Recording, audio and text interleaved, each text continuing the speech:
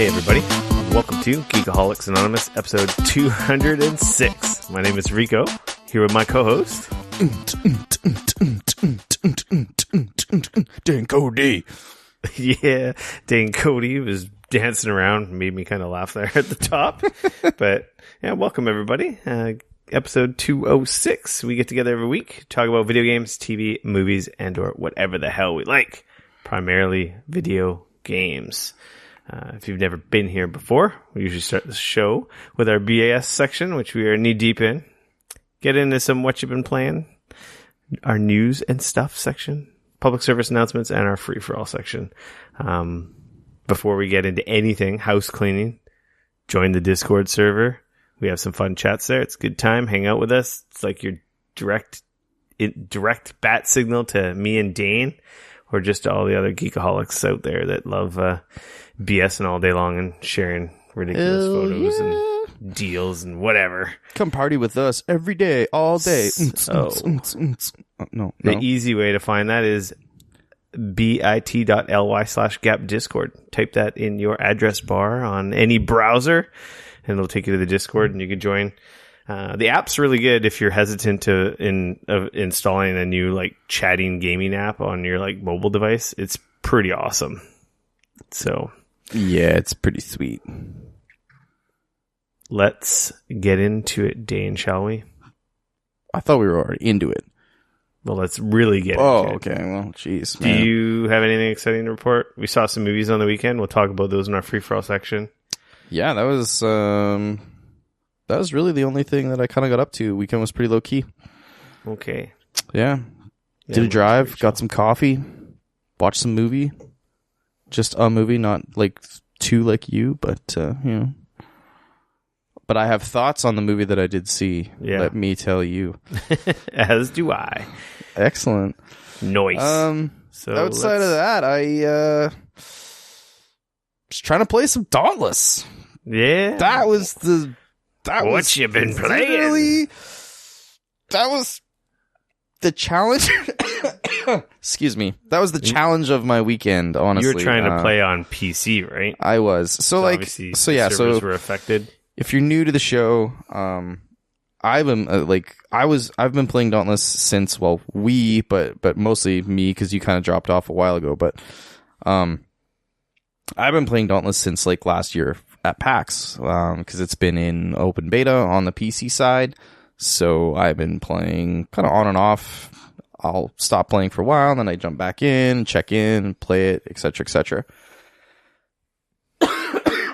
And this last week, they launched on console and officially on PC. So, first of all, that was the weirdest thing. I went to log in, and so before, when they were in open beta, it was just an app through their launcher. Like, you would go to the Dauntless website, you would download the game, and you would just play. So I had their launcher on my PC. I would double-click the icon that said Dauntless, and it would launch their thing, and it would do the updates, etc., etc.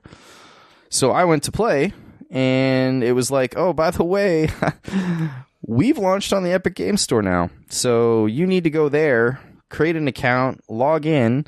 Oh, so we're killing this. Totally. And then you could link your account. Now, if anybody out there who was playing Dauntless before, like you, want to play Dauntless on the new platform, what you need to do is you need to log into your... So, this was the other weird thing, is you actually had to download the game again, which was kind of annoying. So I actually had to go to the old launcher? So, no, because the old launcher was already installed. I don't have... I guess when I got my NVMe drive, I was looking for Dauntless the other day. Yeah. And I'm like, oh, I guess I never reinstalled it. Okay. So I had... I reinstalled it in the Epic Store. Right. And I was wondering about that. So when you launch it for the first time in the Epic Games Store, there's going to be an option at the very beginning, and it's going to say, like, if you already have an account, you got to click the link this account button. You have one chance. If you launch it and it'll ask you to do that, or it'll ask you to create a new account. You have to link it, and they flat out say all over their website, like, this is your chance. if you link it, then you're good to go. But if you don't link it then and you create a new account, that's it. You cannot link to that like Epic game account. What? Ever. So like, really? Yeah. So you couldn't just like uninstall it, reinstall it, and wow, not to my knowledge, because it essentially makes that link, right? Yeah. It links it from the Dauntless side to the Epic Game Store, and once that happens, like that's it's it. Like nope, you can't link another one. Exactly. So essentially, so I went to play it, and it's like nope, you got to download it from the Epic Game Store. So then I had to go download it from the Epic Game Store, install it, then launch it, then link it, which was a whole thing where I had to like log in on Dauntless and log in on Epic, and then they gave me a code that I could use, and like it was the whole thing. So then I went to play it after all this, by the way. Initially, it was okay. I could tell that there was a lot more people playing because like the game just didn't quite feel as tight as it had before. There's a little more loading. There's a little more lag. Like there's just a little bit like there was that slight disconnect in between, you'd hit the button and then the thing would happen. Like you could just tell there was a little bit more of a delay than there used to be. That seems to be calming down. But anyways, so I did manage to play the one night. I think it was like Friday night or whatever it was. So I got up on like Saturday morning and I was like, oh man, I'll play some Dauntless. Like there was 60,000 people in the queue. That's why I saw he's posted a photo on the Discord. Yeah. And I'm like, what? Yeah, so there was 60,000 people in front of me in the queue. I kind of gave up because I was like, that's a lot of people. Yeah, especially considering you're coming from being able to just log in and play. Totally. And like I get it because like they went from 0 to 5 million people in less than a week.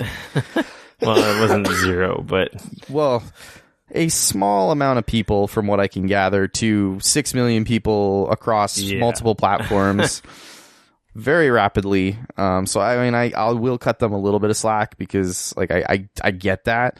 And they have been doing a really good job of trying to roll out more servers and just try to increase, capacity and try to get everybody playing and stuff. And it's, I was playing last night and it was a lot better. Like I just logged right in. There was no issues. There was no queue. I did just get in and I managed to play yesterday evening. No problem.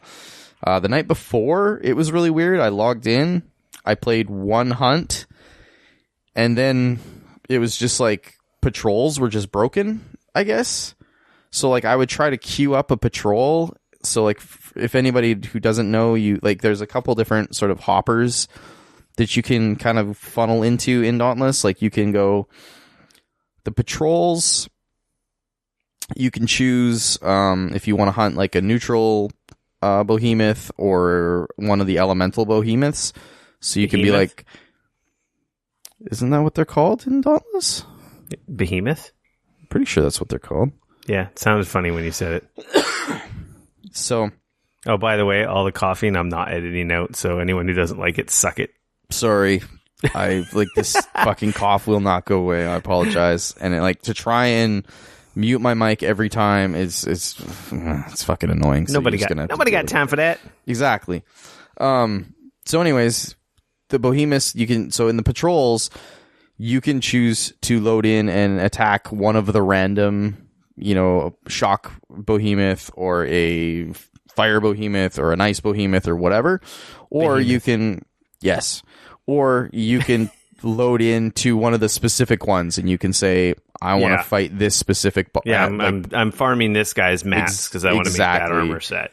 Exactly. So I was trying to do patrols because I needed some stuff, but I needed the specific elemental element that you get when you do patrols. And so I queued into a patrol, and initially I was like, oh, this seems a little weird. It's taking a little longer than usual. This is kind of odd. And then it essentially timed out. And then I posted something in the world, and I was like, so are shock patrols broken? And somebody was like, I think all patrols are broken right now. And I was like, oh. Just the actual hunts were like working. Yeah, after trying to... So was that the day it launched? No. This has been a bit of a challenge over the last like week and a bit. So it launched last week. Yeah, it was last for Tuesday, for everybody. Right? Yeah. And then, but I mean, like, it is the first multi-platform, like, true multi-platform game. Yeah, and cross progression. That's the crazy thing. So, like, you can load in on PS4, Xbox One, or PC. You're literally playing with Xbox One players and PC players and PS4 players, and they do really icons, right? Yeah, that's the thing. They show like this little icon beside everybody's name to tell you like they're on PC or they're on Xbox or they're on PS4, which is super cool. It's been interesting. I've had some interesting situations occur a few times. I heard someone say that they didn't see icons, and I wonder if that's because they were playing on PS4. I'm not sure. To be fair, I haven't played it on anything besides PC, so I don't know. I don't know how it runs on any of the consoles. I'm not sure about any of that, in all honesty, because I've just been playing it on PC. So, but yeah, now has it gotten better? It's seeming like it's getting its shit together. That's awesome for those guys. That's got to be super exciting for them. I'm hoping that this weekend is going to be a bit like, because this weekend is going to be again like the other test of like the changes that they've been making. I want to just check it out again because I want to see the Epic game, get the Epic Games experience. I want to link my account and I want to see icons from the consoles. Yeah, it's neat and how bad they are.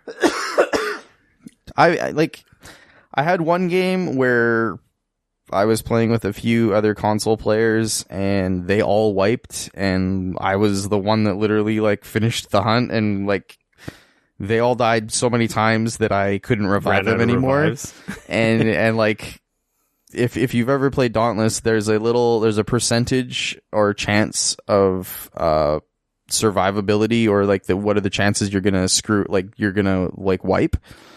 And as the match goes on, if say for example you have like a bunch of players that die or you start really pushing the time limit, because essentially every hunt is about 30 minutes of what your airship, how they go about it is they say you get dropped off on the Shattered Isles, which are these like floating islands in the sky essentially, and essentially you have your airship which has 30 minutes worth of fuel to be able to pick you up and take you back to Ramsgate, which is like the big hub world. So that's how they kind of work in like a time limit. They're like, the airship can't sit around and wait for you forever.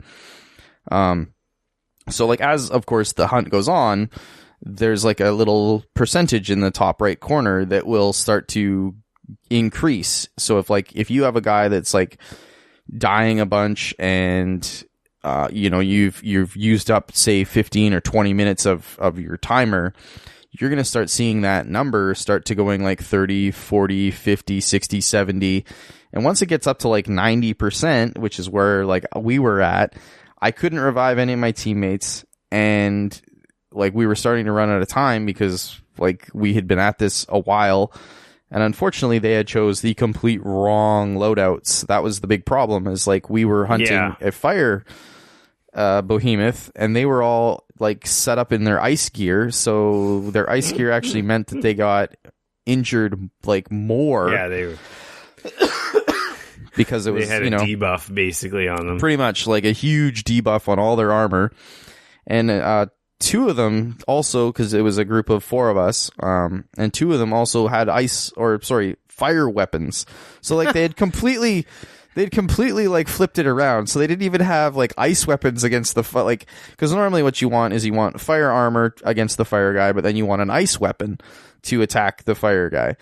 And so they had like the complete opposite, and I don't know what happened there. But anyways, I thought we were going to wipe, and I was like, man, this is going to be like maybe the first time I've ever wiped in this game. Yeah, I don't think I've ever wiped in Dauntless. And I was like, shit, are you kidding me? Like, this is actually going to fucking happen? And then luckily, I was the one of all of us that managed to like pull out the win and like literally haul them through to the end. So do they auto revive after you beat the behemoth? They do, yeah. Okay. So they do get do you have a limit on? I can't remember. Are you limited to how many times you can revive, or is there a team like? Okay, so there's total. So there's you get 3 self revives. So essentially per hunt, you go in with 3 other people for a total of 4 players. You have 5 health packs that you can use throughout the hunt to give yourself health. If you get downed, you have 3 essentially stim packs that you can use to instantly revive yourself. Mm-hmm. And then after that, you have to be revived from a buddy. Yeah.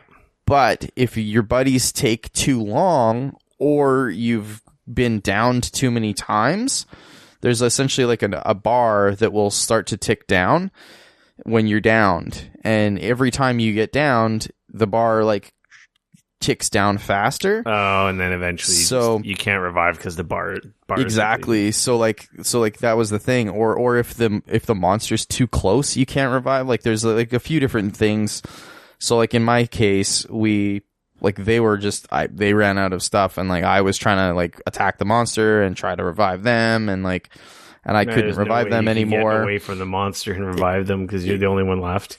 Yeah, well, and then like I couldn't even, when I even did run up to them, it wasn't available to me like to revive them. So it was crazy though, because like the number was sitting at 99% fill, and I was like, oh, I'm gonna fail. But luckily I did pull through. So but outside of that, that's really the only one time that, like the one match that I don't know if it was just like a couple of noobs like loaded into the wrong, because like the thing is it tells you at the screen where you're gonna take on the monster, it tells you like once you queue up. So say like for a patrol, as an example, you queue up for a patrol, and initially it'll tell you like you have a chance at one of these 3 or 4 or like however behemoths there are for this particular patrol. And then once you queue up and you get like your team, then it goes to the second screen where it'll actually tell you like, okay, this is the monster that you guys pulled. And this is and then it'll tell you in there, it'll say like, this is the element that the monster is. So he's going to be weak against this, but he's going to be strong against this. So you want to make sure, like, it even has a whole thing in there that tells you like, you want this armor because it's better against him. And if you're wearing this armor, it's going to be weak against him. And the same thing for your weapons. And literally right there from that screen, you can click on your loadout and you can change all that stuff. So the thing is like what I suspect happened, and it also tells you as well, it also gives you a gear score. So it gives you like a number, like, okay, you're like, for me, like my guns right now are 320, they're doing 320 damage or whatever. And my armor is level, my combined gear score, if you will, is 300, and the recommended for this like behemoth is like 250. So it says like right there for me, I've got a green, and it's like this will probably be normal difficulty for you. But if I've got like stuff that's like lower than that, it'll be like this might be more difficult, or it might be hard for you. So it kind of gives you an idea of like, hey, and then of course when you adjust your loadout, you see the adjustment made on that same screen, like, hey, you're in the green, you're good, like you're probably, this is going to be easier for you versus harder and stuff, right? So I just suspect that like some people rolled in and didn't really pay attention or whatever, and they were like, hey, cool, we're going to try something new, and let's try a fire behemoth, and the only armor that we have right now is the like, frost armor or whatever. Yeah. So, but anyways, it was fun. And it's like, it seems like they're getting a handle on the vast quantities of people. I think it's super rad that, like I got a couple guys at work that are playing on, like, one of the guys at work is playing on PS4 and another guy's playing on like an Xbox One. And I'm like, dude, this is cool. 'Cause like now we can actually play together, Yeah, that's awesome. I can't, this has got to come to more games, and I can't wait. Mm-hmm. Like, so that part of it is super exciting anymore. I could just get everything on PC. Yeah, I almost wouldn't. forgo getting an Xbox, maybe have a PS4, but then I can play with everyone because we could do crossplay. I can't wait until this has to become a reality. It's pretty sweet. Sweet. They've surpassed 6 million people in the first week, which is pretty great. That's fantastic. And honestly, I think if they can get their server stuff sorted, I don't see any reason why. I just mean I don't see any reason why they won't get a bunch more people. Oh yeah, it just goes to show the power of free to play. Yeah, and it also just I think it's that there's a lot of people out there that I think are curious about Monster Hunter and that kind of game. Yeah, but they're maybe not willing Monster to Hunter's uninviting and daunting, and to be like, here, spend $80 or $60 to play exactly, it, and then you hate it. Meanwhile, you could play Dauntless and be like, shit, this is pretty good. This is a lot of fun. I'm really enjoying this, because you never play Monster Hunter, or you play the heck out of this, and then you get to a point where it's like, I need more depth, and then you go freaking hit the heroin. There you go. So, but no, it's cool. I'll definitely keep at it. There are some definitely some free to play hooks in there. You get what is it? So every day, because they have a hunt pass or something, right? Well, there's a hunt pass happening right now. So every time you level up, you get a level in the hunt pass, which is cool because your hunter levels up. That's the thing in the game, right? Your hunter levels. There's your hunter levels up, and then you have weapons. I can't remember what level we were at when the last time we played. Dude, it's all totally different. That won't. So what happened? That will pretty much nothing. It pretty much was almost like a wipe. All your weapons and your gear and stuff you still had, but even the way that all that stuff works is all different now. It's compared to when you played it, it's almost a different game. In a lot of good ways, though. No, you said that. You said a lot of stuff's changed for the better. Yeah, but the first time I logged in after they'd made a lot of these changes, I was like, "Whoa! I have a lot of this stuff. I have all my gear, my equipment, and stuff, but a lot of it, some of it got kind of reset. Some of it was still kind of roughly at the same level, but the way instead of how before when you'd play." Your gear kind of would almost sort of max out, and then you'd want to start playing you'd want to start getting the next set of gear. Yeah, you're going from one to the next to the next. Right. So they've kind of gone away with that now, and the idea now is you can level up whatever gear you want out of all of that gear, and you can work on leveling up either a set or a pieces of it. So if you wanted, you could have I want this frost helmet, and I want this frost this, and and the idea now would be to try and make sets, right? You want a frost set, you want a shock set, you want a neutral set, and so on and so forth. And so it's kind of up to you now if you want the full sets or if you only want pieces of it, and you can keep leveling up those pieces now. I was at the point where I was starting to gem or socket stuff. I can't remember what they call it. All that's there's the cells now. So when you level up, you get I think I was cell. Even doing that to weapons too, right? Yep. And you unlock. So then you take the cell and you unlock things, and you said, you socket them in, and they give you buffs and things like that. And yep. Oh yeah, it's good shit. I want to. It's a lot of fun. But as you can tell, I've been playing a lot of other games. I see that. This is quite the list here you got. It's it's the virtual reality. Oh, I do have to say real quick before we dive into all the crap you've been playing here. Yeah. Pixel Puzzle. That fucking mobile game. The Pixel Puzzle collection from Konami, I have got almost everybody in my freaking office now is hooked on it. I have a bunch of people playing it. It hasn't hooked me. I think I'm at the 4% range now. Oh man, I'm at 10%, 11% now. It's a slow grind. I've got one. I'm 14.2%. I lied. Sorry. I'm stuck on one puzzle at the moment, but I've started 2 other ones, so I've literally got. You can get hints, right? You can. I haven't really used any hints. I don't really know how they work. Also, every 3 hours, you can load in here and fight a boss, if you will, quote unquote, a boss. When can you fight a boss? After you unlock, I think it's the first 2. After you play enough, then it'll unlock the boss one. and then every 3 hours... I've only unlocked the 2. Yeah, so then if you keep playing, you'll unlock the boss one, and then you'll unlock the boss puzzles, and what that is the boss puzzles unlock pieces in a diorama, and so like the more of the boss puzzles that you do, you'll unlock like a bigger like pixel picture, if you will. So it's kind of neat. Yeah, man, it says here 4% will unlock the boss. Okay, there you go. And then 8% will, because you can only have 3 puzzles going at a time. You can have 3 puzzles going at a time, and then the boss. Mm-hmm. So it's 3 puzzles plus the boss. Do they get bigger? Oh yeah. Oh, they do. Yeah. Oh yeah, because most of the puzzles I'm doing now are 15 by 15.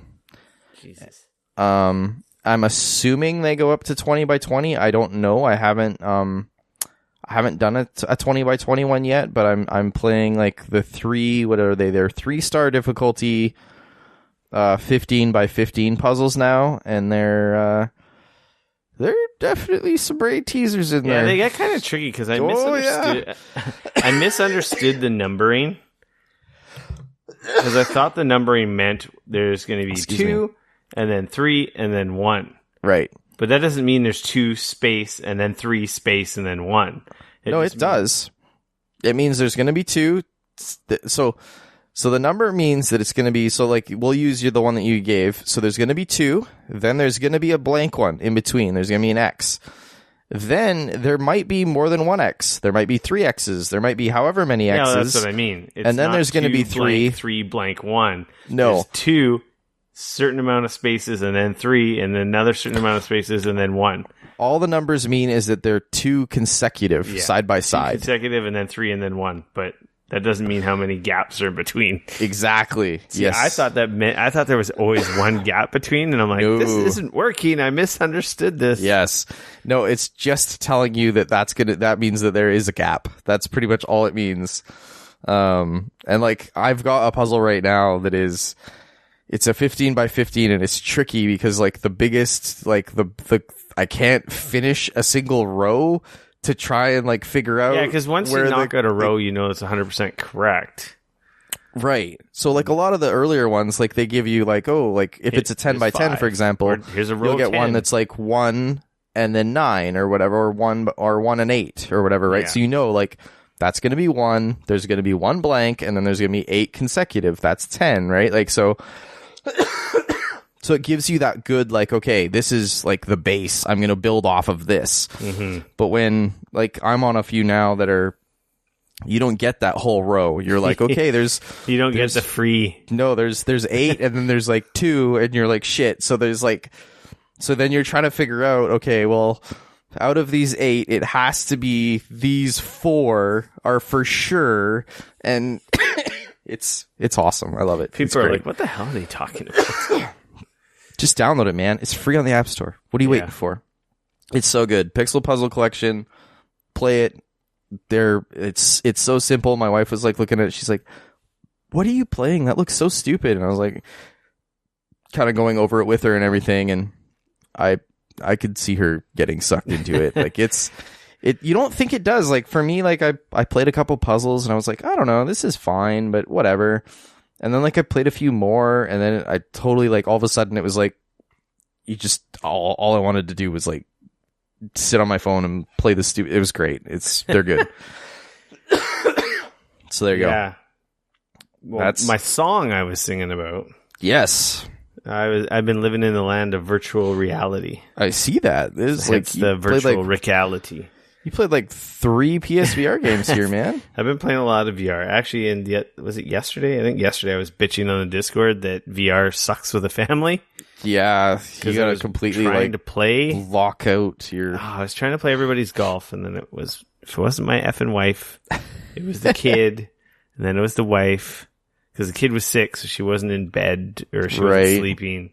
Yeah, like she was supposed to be sleeping, but she was up every once in a while crying. It's like every time I go sit down to put the headset on and sit down and play, one of them needed something, and it's like I was almost ready to throw the freaking thing. And I'm like, man, it's just that barrier to entry. Yeah, man, for so many people, you got to close. Like that's the thing, right? You're completely. I know what you mean. Like I don't obviously have like a child or anything like that, but like if I'm gonna play PSVR, like it is a complete like Yeah. you've got headphones on, like you may as well not even be home. Like you're in a totally different world. So anyway, whatever. It sucks when you have distractions. So it's best reserved to when everyone's at work or they're in bed and you stay up late. So we're at home alone. I've got provided by PlayStation, hashtag provided by PlayStation. Full disclosure. I got Blood and Truth. Nice. That was the game I couldn't talk about, but I think I talked about it last week because the embargo was up. So that's essentially the full game that they like. Yeah, it's played a little bit of the like London heist demo thing, right? Yeah, I'll get to that. And I got Everybody's Golf VR. Nice. And then I went back and played Ace Combat 7, which I've had for like 2 months. Right. Maybe even 3 months. And it was sitting there sealed. And I'm like, God damn it, I got to play that. Man, that is a game that I really want to buy. I kind of want to buy it on PC, but I kind of want to play it in VR. If you are motion, like, sensitive to motion sickness in VR, that is not the game for you. That game will give you motion sickness. Okay. Because you can barrel roll and, like, you're flying a jet. And, like, no holds barred. That's awesome. You can... I felt a little when I was pulling some barrel rolls and some like flips, some maneuvers and stuff. Whoa! It's pretty cool. I did what is it? 2 missions. Apparently, there's only 3 or 4. Oh, wow! And then there's like a free play, but they're long. They're like 20-30 minute long missions. Still, so probably like an hour and a half of like standalone missions. But there's some replayability. There's a free flight mode. And there's stuff you unlock by replaying them. So can you in the VR? Can you play any jet, or is there like specific jets you unlock that you're playing? Jets? So okay. Right now, I unlocked the second jet, which is what was it? F-14?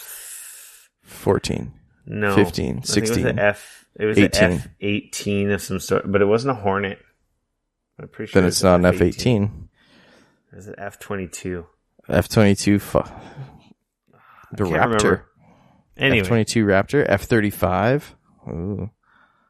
Anyway, sorry, can't remember. I'm an airplane nerd, so like I love airplanes. Like follow those fighter jets and shit in those games. Oh yeah, it's pretty cool. Jam. You even unlock different loadouts and stuff for the. Hell yeah, so that's where they have the little replayability. So yes, it sucks. You don't have the whole campaign, which that's right. What I thought they were gonna do, but. It makes me sad that it isn't a whole campaign because what they do have is really freaking cool in VR. Right. You take off from an aircraft carrier. You even land on an aircraft carrier. Hell yeah. And I'm using the simple controls. Like, right. I don't have the complex controls, which I'm very tempted to see if I can find the flight stick for this game. Okay. Because I think that would be pretty. Is that what you need to do for the advanced, for the complex controls or whatever? I think it's. I think you can just do it with the DualShock as well. But I don't. Does that mean that you actually have to like do the throttle and like take off from the aircraft carrier and stuff? Well, yeah, or have I've you seen played the with it at controller. all? The or? flight stick has the stick, and it does have the throttle. So I guess you can't really. Right. I don't know. Anyway, all right, fair enough. I kind of want the flight stick. I saw it at Best Buy, but it was $100. Whew. It's a lot for one game that you're going to play like twice and then never use again. Well, apparently it'll also work on PC. So yeah, so you could use it on PC games. It'd be pretty cool. What PC games are you playing that would require a flight stick? Shut up. Doesn't matter. Stupid decisions. Anyway, I think it's cool. It's not as mind-blowing as the experience of flying a TIE Fighter or X-Wing and that, because that's such an amazing, like, once-in-a-lifetime experience, which I still think, God damn it, why doesn't that game exist? That's your VR killer app, fucking guys. Hey, man, we've been asking this question for how many years now? Like 2? They teased it. They were like, hey, check this out. It's going to be really cool. And we all went, yeah, it's fucking rad. Make that game. If you can get Ace Combat 7 on a deal like I did, I got it for $50. Okay. So I guess American deal, comparable deal would probably be like $29 or $39. Right. Because it's $30 off the regular price in Canada, which is $79. It was $49 Canadian. I'm like, I'll get it for that. I think Fair it's enough. pretty cool. And VR stuff aside, I hear the campaign's good, and I will try the regular campaign after I'm done with this. But I do like the VR component. It is pretty cool. I'm pretty happy I got it. It is pretty intense. And like I said, if you're prone to motion sickness... So don't put my wife in that one. No, I wouldn't put anyone in this that if it's their first time, unless you really want to clean up vomit. Oh, I don't. I really, really don't. The only thing, I guess the one complaint I do have is I almost kind of wish the helmet had like some kind of like force feedback. So I could it could try and like, I don't know, when I'm pulling like G's or like doing barrel rolls, so I could kind of feel something in my head. So like when we were at PAX, like what, 2 years ago now or whatever it was, and I played the Gran Turismo Sport with the full VR setup in the car and everything, with the wheel and the pedals and like the whole 9 yards. Yeah, because that steering wheel rumbles. Yeah, like the whole thing did. But what really threw me is you've driven a car lots, right? And when you go around a corner, you expect your body like to move, and like, so when you're driving, and even like, because the rest of your senses in VR are telling you like this is all happening, you're going fast, like you're looking around, but it's all around you. G's on your body, right? It really is a bit unnerving, because you come into that corner and it's like, the first couple corners, like when I was playing that, were a little bit like, whoa, what the hell is this? Like it just, because your body is expecting that. Yeah, you and don't then it doesn't you happen. Don't feel your gut sinking from right, and like you don't feel those like the emotions hitting you, and you're really expecting it. Yeah, that's the one thing I was kind of missing, because I was doing some awesome maneuvers, like, oh man, but at the same time, I just kind of feel like I'm a camera on a stick. Right. You know, like I'm not you literally moving are back and forth, and like if I was in some kind of cockpit chair with motion or something, I'm like, this would be so freaking amazing. Or it might make you vomit more. I mean, hard to say, right? So it's pretty cool. And then I played some Everybody's Golf, which is golf in VR. I hear that game is a lot of fun in VR. Yeah, it's kind of neat. You got caddies. It's not as anime-ish as the proper like PS4 game. Okay.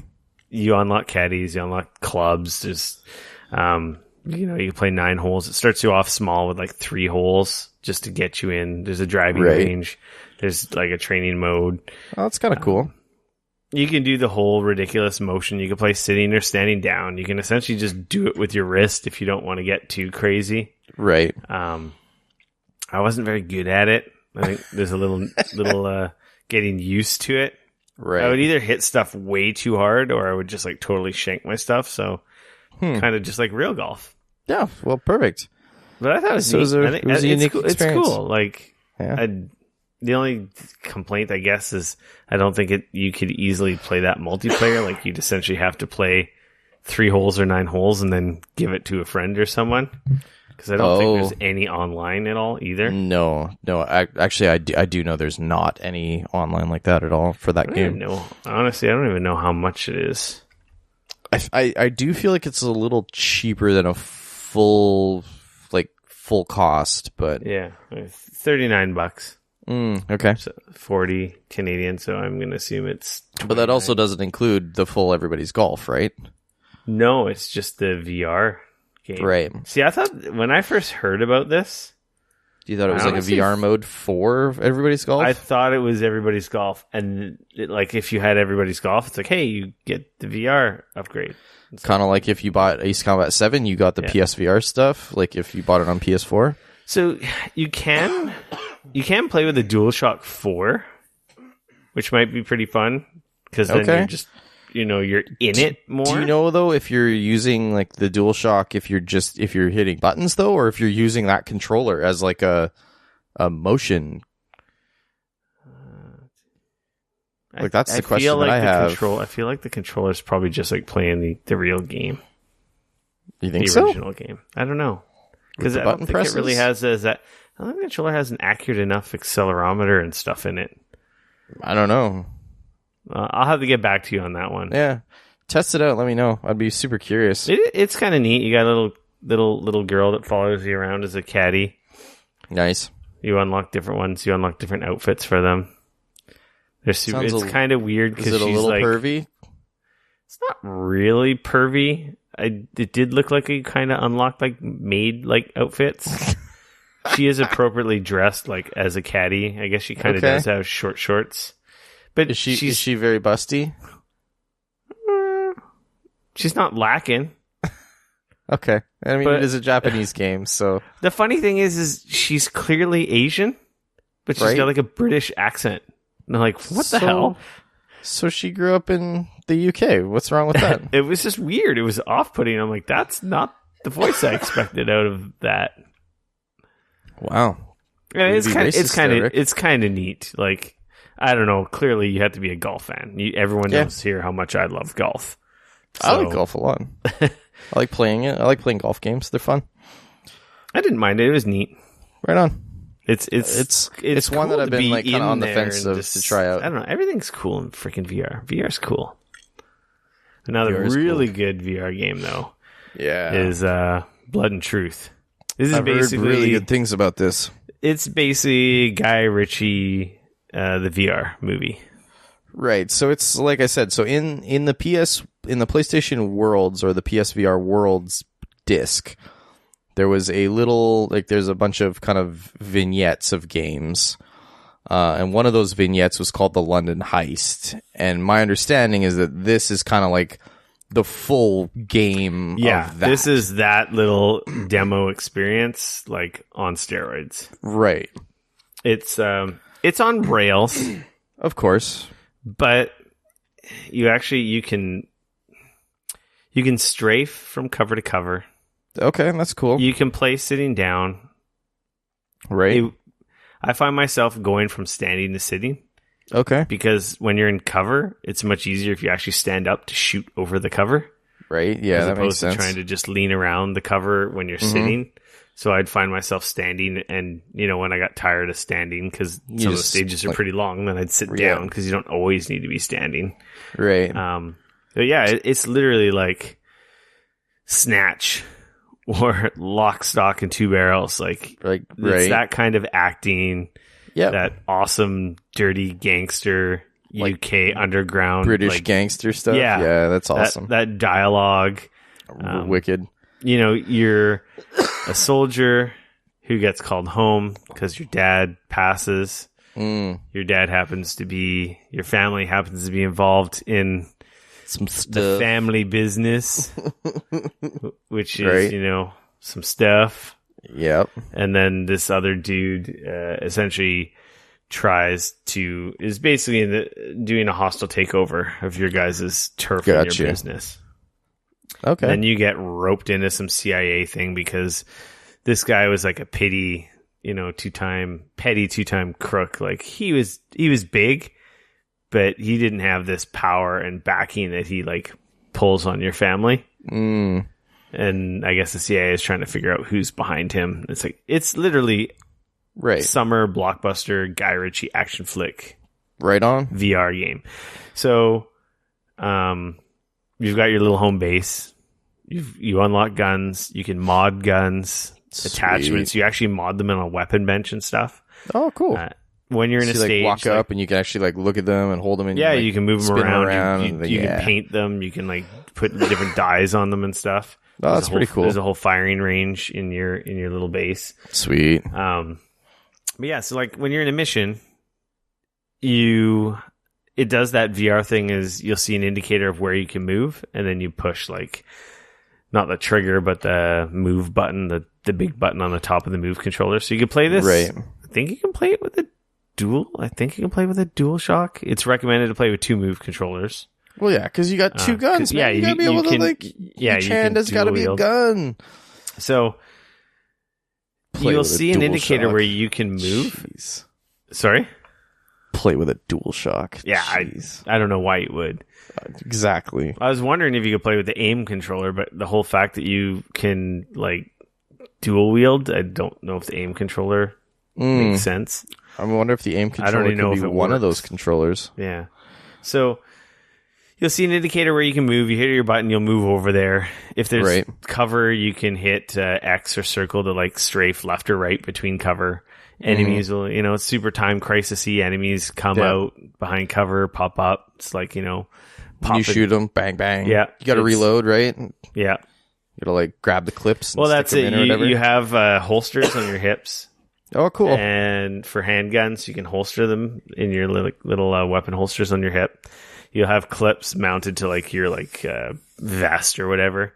So you kind of reach down with one hand, push a button, and you grab a clip, and then you slam a clip into the guns. Nice. And that's how you pretty much reload all the guns. Except the shotguns are a little different. There's a double barrel shotgun that cracks in half, and you shove the cartridges in. Oh, nice. Sweet. Which is kind of cool. The big weapons you kind of sling over your shoulder. Right. So you can have two big weapons, so you gotta and then two handguns. Lean over you and literally grab reach them behind your shoulder like, Arnold grabbing the sawed-off shotgun type nice. deal. As you go through the level, you'll find chests with different weapons. There's handguns. There's, magnums, Desert Eagles, Uzis, assault rifles, sniper rifles. Nice. There's like a good assortment of different guns. That's cool. As you look down some of the assault rifles and sniper rifles and stuff, you can use two hands on the bigger guns. Right. You actually, if you use the move button with your one hand, you can literally hold on to the stock. Okay. Or barrel of the weapon, whatever. Right. And, like you're holding a real gun with the two move controllers. It works quite well. And aiming down the sights, the holographic sights are kind of cool to aim down when you're looking down through the headset because you're literally holding the move controllers up to your face. Right. There's grenades. Pretty sweet. There's hidden stuff in the levels that you shoot. Do you have to like pull the pin on the grenade? No, you don't. You just pick it up and then you. What a missed opportunity! That would have been so cool to pull it out and have to actually like. I tried pulling the pin the first time and it's like nope. Oh. It's the little stuff like that in VR that makes like such a difference. There's tons of that. There's a lot of interactivity with the stages. There's climbing over walls. Like you literally two-handed climb up stuff to get sneak into a window. Right. You lock pick. You actually get both the move controllers you'll use to do the little lock picking kind of game. You assemble like C4 bombs using multiple pieces. You unscrew. You have like you're like a military guy. So you have your little military kit, which you like zip open, and then you'll have like so you got like your bag, a door you need to get into, and it's like you'll actually grab the screwdriver and you'll unscrew with the move controller. The 4 screws on the panel, then you pull the panel off, and then inside the panel you'll see the power, and you'll get the wire cutters, and you'll cut the. Nice. You'll cut the wire or you'll pull the fuse. Right. Or on some things, you'll actually put like a little, I don't know what they call it. It's not C4, but it's like a little... like a shape charge? Yeah, and it like melts the electronics. Like there's different little gadgets you use for different scenarios. Sweet. There are parts where I've actually literally gone around... one of the stages, I won't say what it is, but you go around planting a bunch of bombs, and it's like multi-step, right? Like you plant the explosive, then you put the detonator in it, and then you put you set the timer. That's cool, and it's all cool. You're doing it with the move controllers. Some of the stages are really unique. There's some really cool, like in the London heist, like in the PS Worlds thing. There was a level or part of the level where like you go into a bar and you like sit down in a bar and a couple guys like come up to you and you're like sitting there and like you're having a conversation like you're in a bar, right? And they're talking about like this job or whatever. And one of the coolest things about it, and I know it sounds like mundane or whatever, but like you could like go down and like pick up the cigar and like light it here. And like you could actually like the microphone, you'd blow exactly, and you could blow it out. Like there's a vape in this one, so you can do the cigar, and there's a vape with the cigar. You actually have to find a lighter and like light it up. Okay, cool. There's stupid vapes you'll find. Actually, I think that's one of the collectibles, because in your home there's a stage of collectibles. Like there's little statues you find.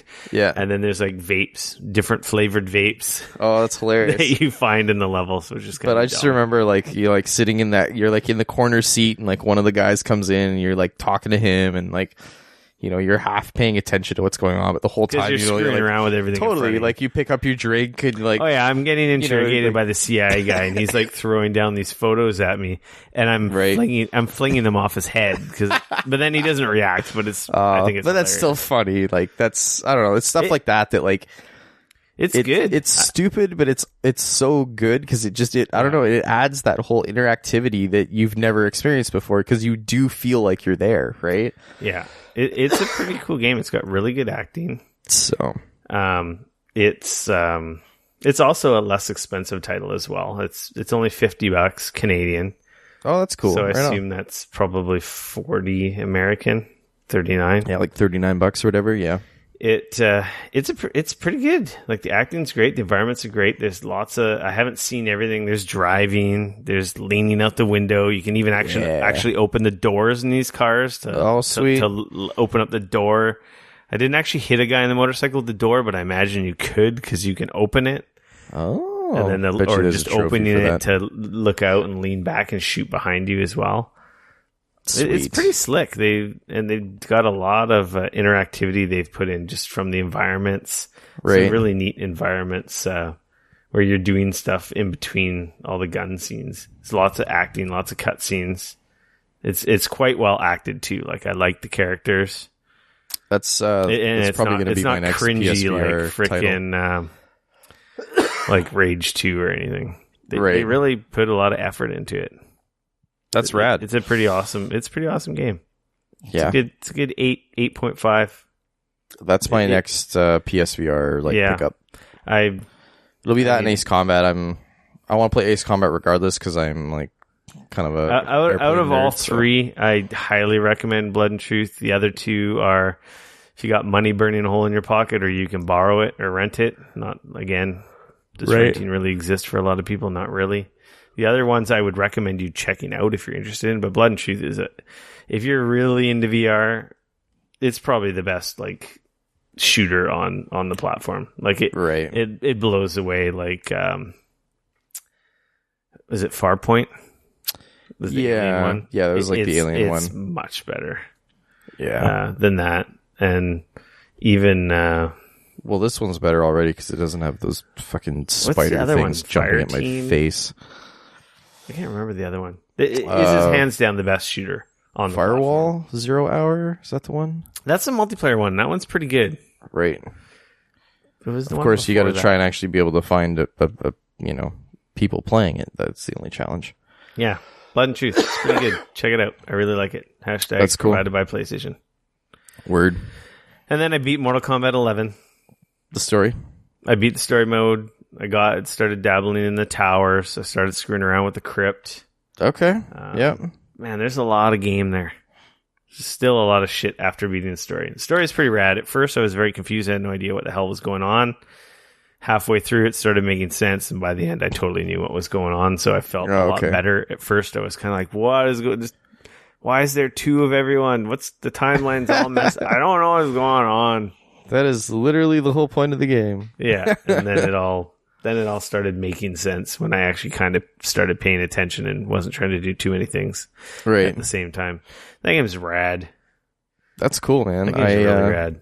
I really like it. I don't have any complaints about the unlocking stuff because I haven't delved into it enough. Like, it just seems like you're unlocking shit left, right, and center.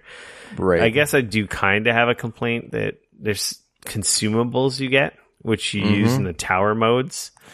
Right. So you can, I think, load up to 3 different consumables. And basically, they're just weird, like, random attacks or, like, a tag-in attack, like, where, Jax will jump in and do an attack randomly on your opponent.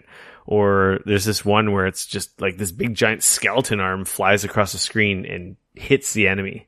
So, like, if you're in trouble, it's, like, these emergency moves. Or you can, like, just heal. Here's just a heal. Recover 25% of your life.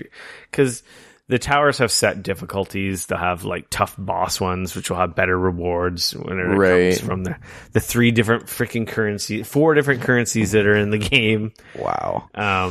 That's kind of ridiculous. So that's the one thing I guess I do kind of have a complaint is like there's a lot of consumables you're rewarded, and nobody wants fucking consumables. You want the skins, you want the brutalities, and you want the other fatalities and stuff. Like that's the stuff you want to unlock. And then I guess the other complaint is in the crypt. The crypt's cool, but the loot's all randomized. Oh. So whereas in the other games, when you went in the crypt, you could literally go to a FAQ online and be like, where's the Johnny Cage skin? It's in this chest. Go there, pay to open that chest, get the skin. Right. Now it's just totally randomized. So it's like, okay, well, I play Scorpion, and I play Jax, and I'm not getting skins for either of them. I'm getting skins for characters I don't use. It's kind of annoying. Yeah. But the game is still pretty damn good. Yep. I like ripping people's skulls off and popping people's heads off. It's pretty fun.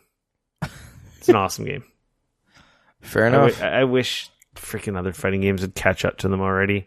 This is the 3rd one, and everyone else still isn't even close to the amount of content.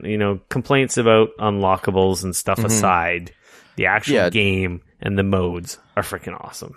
Yeah, and just the story mode is, and it's a good fighting game. Yeah. Yeah. So I'm happy I did that. I plugged through that. Sweet. And then quickly, with all the Pokemon excitement, there was a Pokemon press conference the other day. We'll get to that in our Nintendo section. There's a bunch of announcements, and then I got really hyped up and excited about Pokemon. I'm working on completing my Pokedex in Let's Go Pikachu on the Switch. I'm 1 Pokemon away from completing it. Literally, I just have to level up a Dratini up to a Dragonite, and then I will have completed my Pokedex. Wow, look at you go. So, yeah. Wow. So that's pretty exciting, because I've never done that. I don't think I even did that on the original Game Boy game. I may have gotten close. Right. But I don't think I ever legitimately ever have gotten a complete Pokedex in any of the games. I've gotten far. So I usually get all the Pokemons I want, and then some of the, end game, like legendaries that I want, but then I never really go back to grind out the stuff that I missed or some of the exclusives, because usually they're just they're meh Pokemon. But anyway, so now I'm pretty excited. Okay. But pretty sure by the end of tonight I will. Is there a reason why you're doing that? It's just something cool. It's like I caught them all. We got to catch them all, man. No, that's fair. I wasn't sure if there was something and where I'll be able to import them all to the next game. See, that's so then I will work at eventually getting the whole Pokedex. There it is. Okay. See, I knew there had to be a catch. Yeah. All right. So anyway, that's what we've been playing. Yeah. So should we get into some news? Let's get into our news and stuff. The news and stuff. Cyberpunk 2077 is not playable at E3. But I'm not surprised. Yeah, I'm not surprised either. I mean, actually, like last year when they showed off that first game, like the first gameplay of it, I mean, I feel like everybody that was there that saw it, and you included, were like, yeah, that's still a ways away still. 2020, maybe 20. Yeah, I think they're still going to have behind the scenes press appointments. Right. It may be hands-on for them, but they're going to have the theater demo on the floor this year, so the public can check it out. Whereas last year, remember how much I gushed about it, and then you guys got to see that demo a month later? I want to say it was longer than that. Yeah, it might have even been longer than that.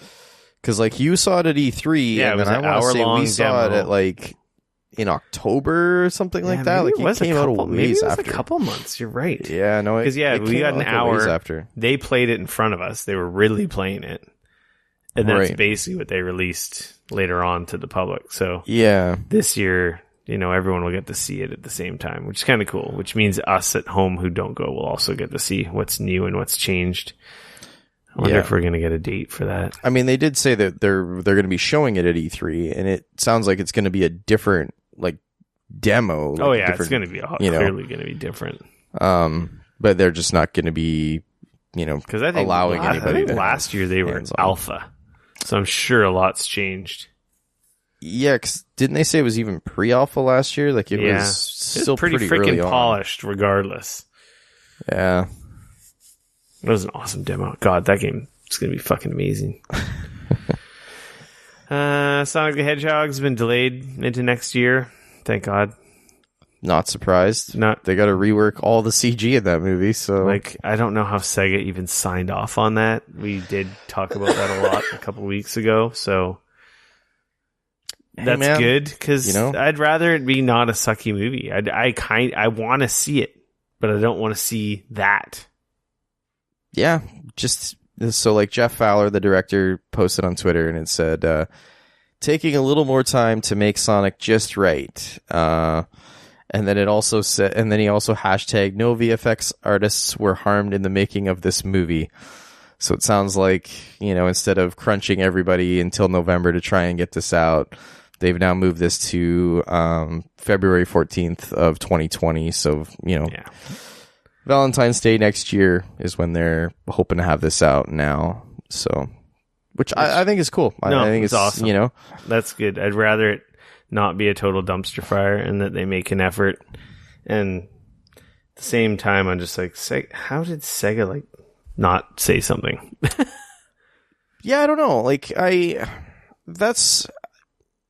I kind of wonder about a lot of that, like to be a fly on the wall in those meetings or whatever. Even what their involvement was besides just licensing it.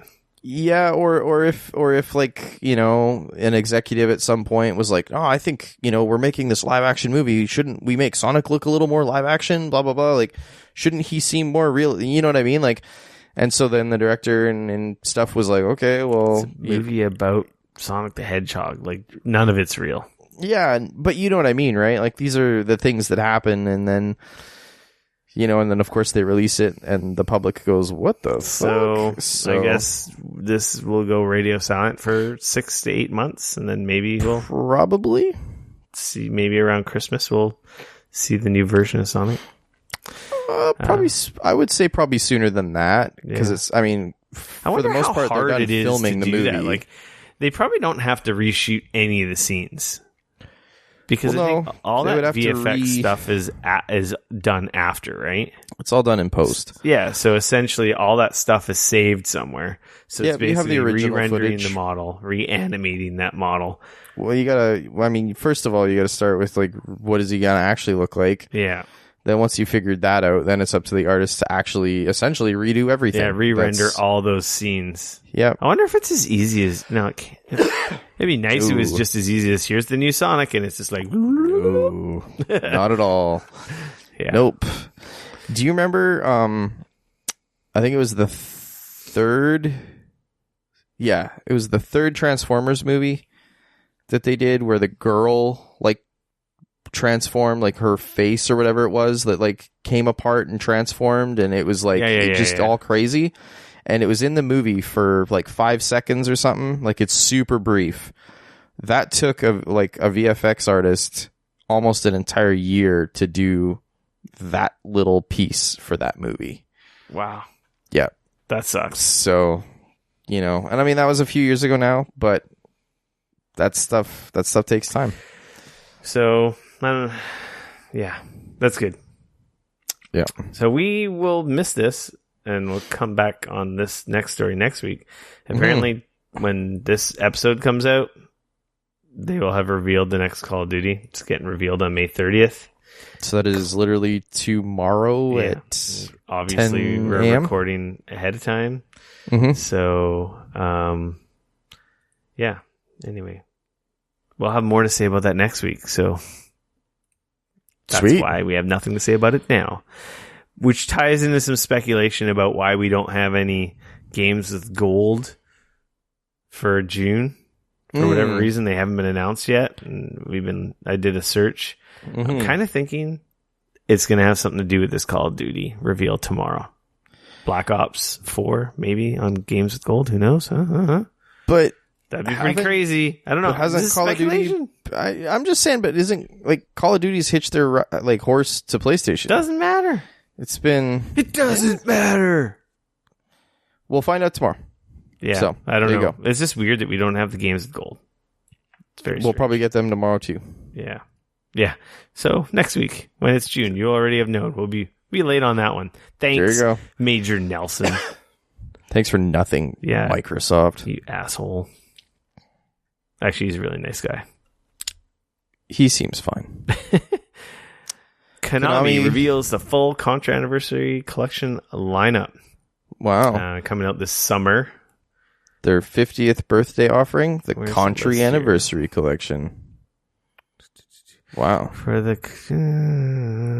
where's the list? Man, this is a stupid story. There's a decent, if not it just didn't put it in a nice, clean list. On the arcade front, Contra and Super Contra make the cut, while 2 separate home console versions of the arcade original are accounted for. Contra on the NES, with its stage modifications, and the Famicom version, which brought improved visuals compared to the Western release. It also includes Super C, and the Game Boy gets some representation with Operation C. Hopping over to Sega, Contra Hardcore on the Genesis puts in an appearance, as does the Mega Drive variant of Probotector. I don't even know that was a game. Anyways. Yeah.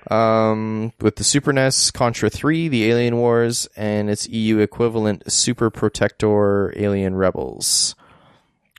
Blah, blah, blah. They're also increasing parity between its Western and Japanese releases for the Contra Anniversary Collection. To that end, the Japanese versions of Contra, Super C, Operation C, Contra Hardcore, and Contra 3 The Alien Wars will be added to the Western release as a free post-launch update. That's pretty cool. Mm-hmm. No launch date.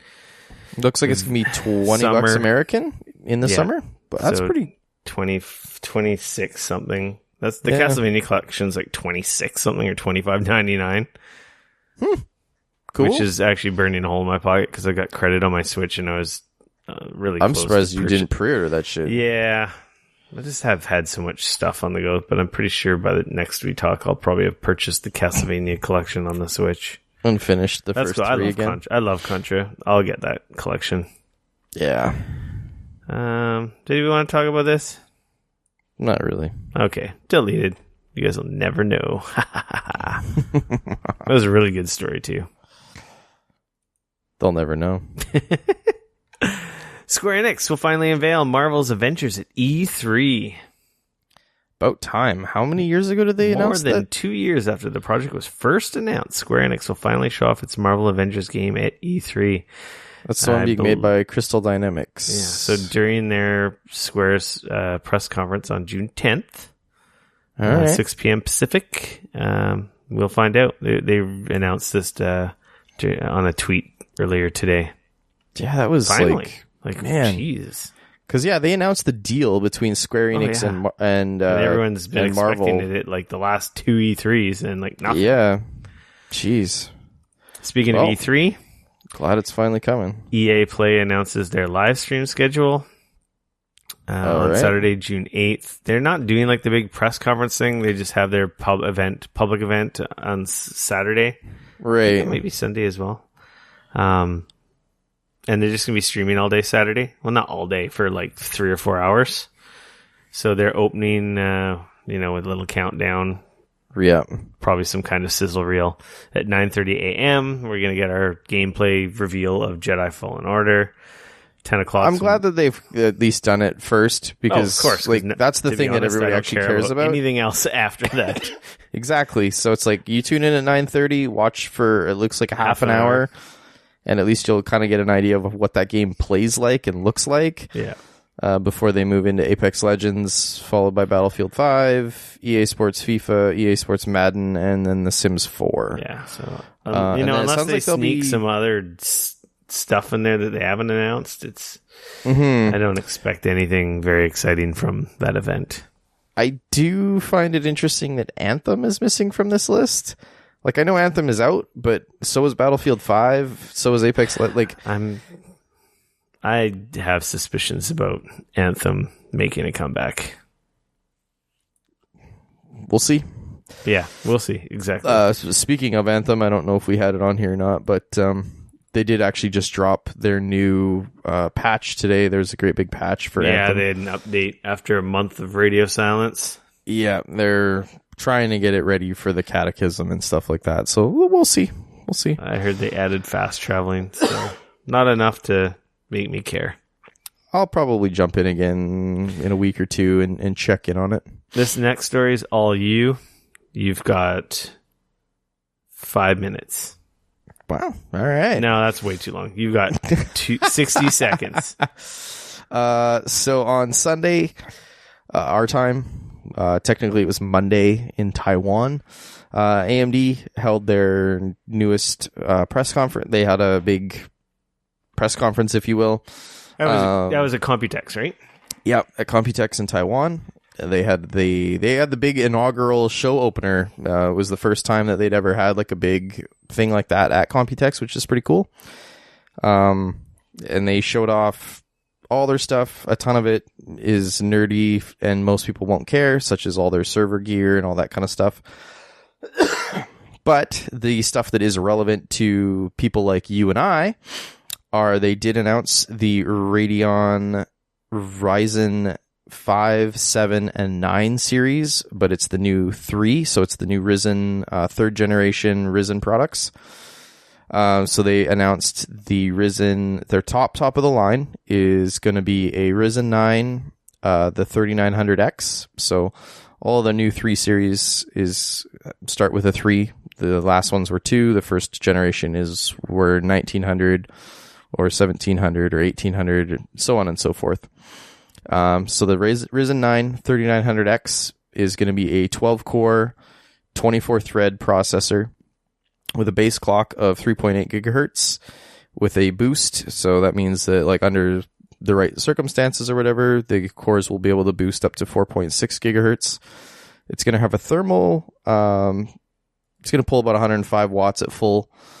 And the crazy thing about it is the price. They did announce pricing for all of these. So the top of the line one, which according to them, and I mean, again, this is them saying how fast it is or whatever, but they're saying that the 3800X, which is an 8-core 16-thread processor, is about as fast as a i9 9900K in single-threaded and about 20% faster in multi-threaded stuff, which is huge. They also showed off some of their lower end stuff as well. So, like, for example, the Ryzen 7 series is going to be their 8-core stuff. So it's going to have 8 cores, 16 threads. The crazy thing about this is that the 3700 series, or the 3700X that they announced, thermal wattage of only 65 watts, which is huge. Like, that's like amazingly low power for what it is. Mm-hmm. And on top of that, that's going to be coming out at $329, which is pretty crazy. Yeah, for 8-core? Yep. Then there's going to be, so that's got a base clock of 3.6, then it will boost to 4.4. Then they announced the 3800X, which is also an 8-core, 16-thread. It will have a base clock of 3.9 gigahertz and boost to 4. That's going to be $400 American, so $399. And then the 3900X, which is the 12-core, 24-thread processor, that's going to be $499. So that is undercutting Intel by more than half. So if you want to buy a 12-core, 24-thread Intel processor, they're currently retailing for around $1,200. So that's a huge undercut, which is pretty rad. Yeah, no doubt. The other really cool thing is that if you were somebody who bought one of the first generation or second generation Ryzen processors, the motherboard that you purchased is these will slot into that same motherboard, so you wouldn't even need to change out your motherboard. That said, they did announce new motherboards for these, and part of one of the sweet parts, if you do decide to, say you don't have one of these motherboards or you're not on one of these at all, they announced their X570 platform. And one of the really cool things about this is that this is going to be the first motherboard to have PCIe 4.0 features, which is really cool. Also, the amount of PCI Express lanes on these processors, which a lot of people are going like, what the fuck do I care about any of this stuff for? The reason I mention stuff like this is, for example, your video card uses 16 PCI Express lanes, and if you have an NVMe hard drive, which is one of those really, really, really crazy fast hard drives, I got one of those. Yeah, those use 4 PCI Express lanes. So the thing is that the more PCI Express lanes that you have directly onto the processor, those are essentially like freeways directly into the processor. And that's why this is exciting, because up until now, say for example, if you're on an Intel platform, they give you just enough PCI Express lanes to essentially put one video card in and one NVMe drive, and then that's it. Yeah. And then after that, if you put other things in, they're running on slower pathways is the thing.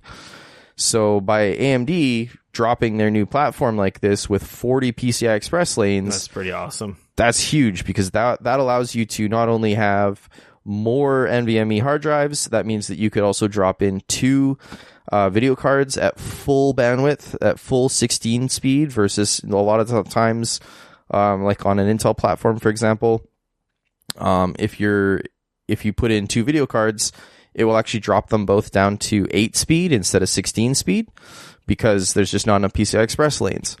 So stuff like that is really cool on this, as well as obviously if you want, NVMe drives, you want to put more than one of those on your motherboard, all that kind of stuff. So that stuff is really exciting as well.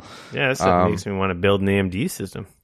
It's pretty sweet, man. Like they are really going for the price to performance. So this is mainly CPU and motherboard reveal, and they revealed the graphics card, but they didn't really get into the tech specs on that, right? So they did announce a Navi. They're calling it the Radeon 5000 series. So the first one that they showed off during their announcement is one of the things that they said is that this is not. So Vega, for example, like the video card that I purchased last year, it's running on what they call the GCN microarchitecture. So like when you build a video card, you create an architecture, and you're like, okay, this is the architecture that we are going to work with for the next several generations of video cards. So the GCN architecture is what AMD had been using for quite a while now. So the 290X that I used to have was actually based on the GCN platform. So they had actually been taking that and then modifying it, making it smaller, adding things, and so on and so forth. But that was their underlying architecture still. So Navi is the first architecture in quite a while that they've said we've built from the ground up. It's all brand new.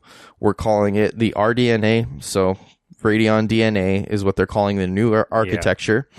They're saying that it's a 25% increase per clock cycle, and they're saying that it's going to be a 50% uptick in performance per watt, which is huge, because that was one of the big challenges with the Vega series, is that they're fast video cards, but they suck a lot of power. So if they can drop the power down, that also means that they're not going to run as hot, because the faster your video card is and the more power that you're pushing through it, you have to dissipate that heat somehow, which means then you're running hot, which then means you're generally running loud, which is bad. So all of that sounds really good. So they did show off their 5700, and so it's called the RX 5700. They did show a short benchmark. They're kind of trying to hit the 2070 range. That's kind of what they're looking at. And in the benchmark that they showed, it was faster than a 2070 by about 10%, give or take. So So we'll know more at E3. Yeah, June 10th. With AMD has a gaming showcase, so that's right during Yep. E3. So we're gonna get to learn a lot more about Navi and all that kind of stuff at E3. That being said, these are like all of this stuff is launching in July 7th. I think I might be taking that Monday off. So that's pretty cool. So this stuff's all coming out July 7th. Navi's launching, new platform, and the new processors are all launching.